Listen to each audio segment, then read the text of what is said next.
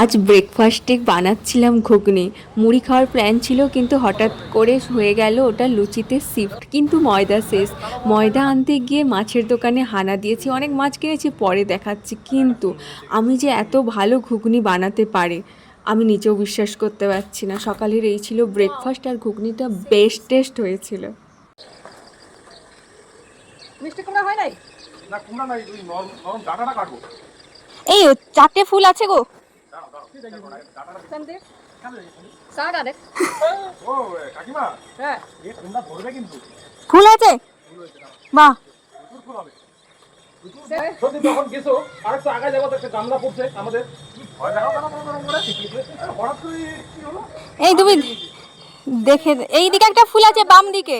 দাঁড়াও দাঁড়াও,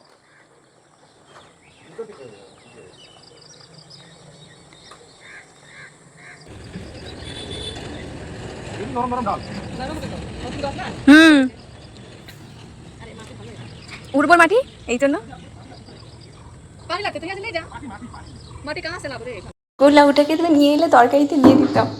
ওষার সঙ্গে মিষ্টি কুমড়োর বীজ পড়ে একটা গাছ হয়েছে, আর গাছটা এত সুন্দর ফুল ফলে ভেপে উঠেছে। ব্রেকফাস্ট করতে গিয়ে মতলবটা বলেই ফেললাম।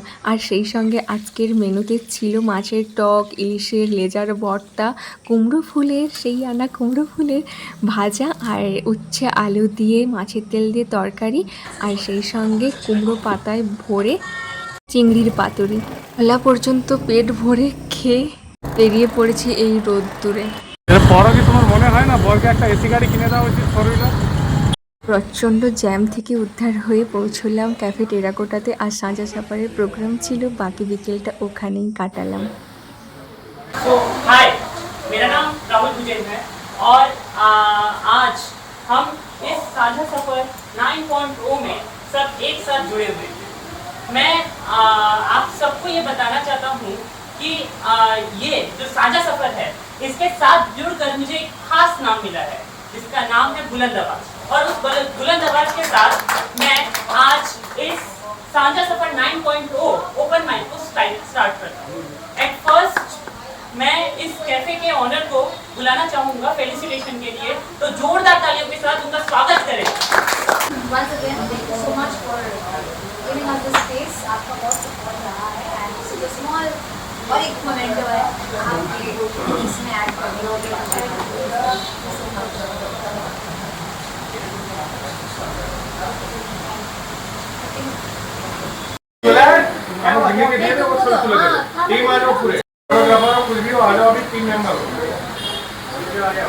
সবার থেকে 10 টাকা করে নেও।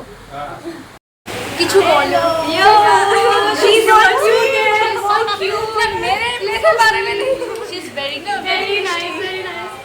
এই মিষ্টি মিষ্টি বাচ্চা বাচ্চা মেয়েগুলোর সঙ্গে বিকেলটা তো আরও সুন্দর হয়ে গেছে।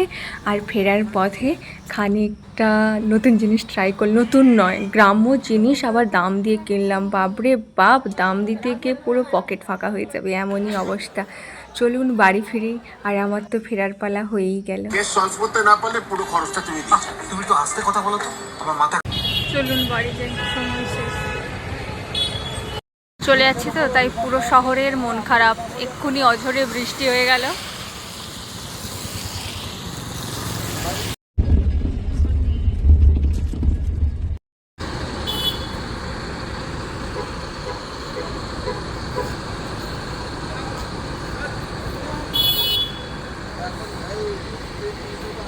টিকিট কাউন্টারে আজ বিভৎস লাইন, আর ফ্রিতে ট্রাভেল করলাম বাসে, ফিরে সোজা গেলাম কলেজে। That's it.